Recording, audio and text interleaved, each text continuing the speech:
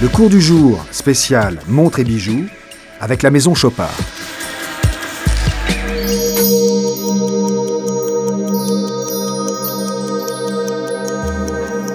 Le problème avec l'horloge, c'est qu'on a du mal à la mettre au poignet, c'est un peu massif. Heureusement, aujourd'hui, on a des montres avec les mêmes complications.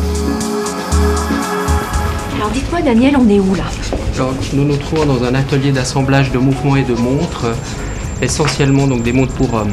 C'est un département dans lequel on assemble des mouvements qui sont issus de notre manufacture, des pièces très classiques, mais qui ont surtout des qualités esthétiques très importantes qui répondent aux critères, entre autres, du Poinçon de Genève. Les origines du Poinçon de Genève remontent à 1886. En fait, les horlogers de l'époque voulaient se protéger des malfaçons. Le Poinçon de Genève est une haute distinction de bienfacture. Les principaux critères sont tous des critères de finition, c'est-à-dire que les pièces sont fabriquées de manière traditionnelle, principalement à la main. Tous les angles sont polis. Toutes les parties, telles que les vis en acier, sont également polies. Donc c'est un côté d'aspect qui est soigné dans les montres qui vont accéder à cette haute distinction.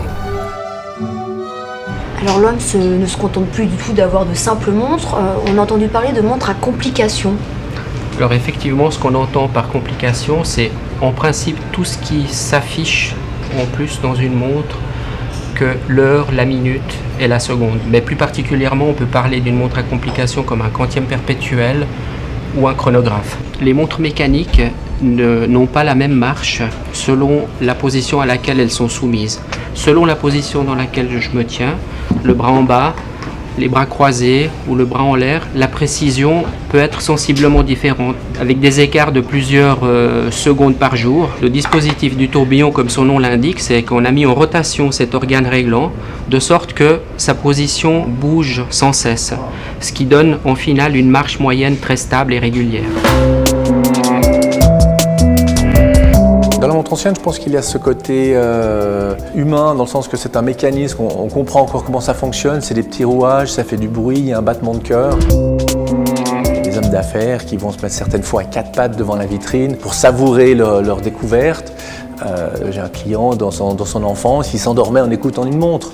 Il prenait la montre de son père et il l'écoutait. Et ça lui a laissé, je dirais, presque des séquelles. Au-delà de l'aspect financier de l'objet, je pense qu'il y a l'aspect du plaisir, passion. C'est pas que l'envie de posséder l'objet, c'est de le découvrir, de le trouver qui passionne. C'était le cours du jour spécial montres et bijoux avec la maison Chopard.